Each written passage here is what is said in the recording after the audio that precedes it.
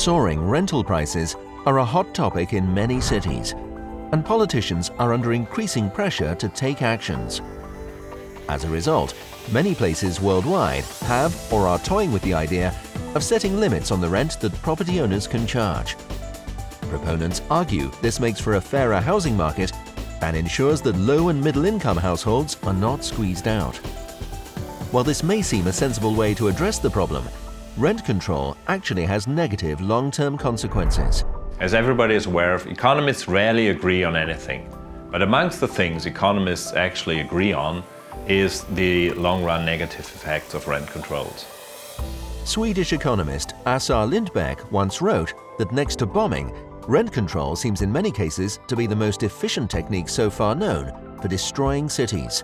Rent controls benefit current tenants because they artificially lower rents. But once they are in these apartments, they are quite reluctant to move, and therefore it comes to a misallocation of apartments with empty nest households living in family-sized apartments, while families try to cram into 1 or 2 room apartments because they're unable to find larger homes. Rent controls can encourage owners to sell to the owner-occupier market to gain market rates, which reduces the number of rental properties. Alternatively, owners keep the property, but to make a profit may not invest in maintenance.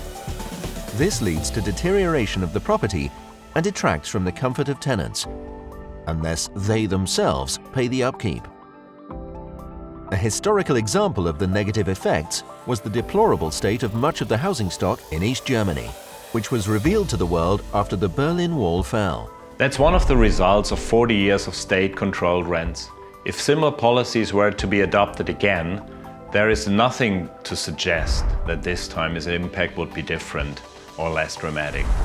Rent controls also mean there is no incentive to build anything other than new residences geared to the wealthy, who can pay rents above controlled limits, or who buy apartments outright as condos or co-ops. This is certainly the well-documented case in New York.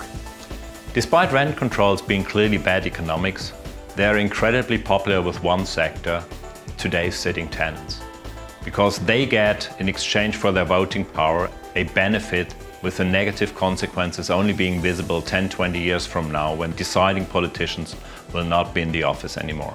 PATRIZIA is well aware of the political dimensions of rent control on the residential market and monitors such developments on behalf of our clients. Other investors in the residential market are recommended to do the same.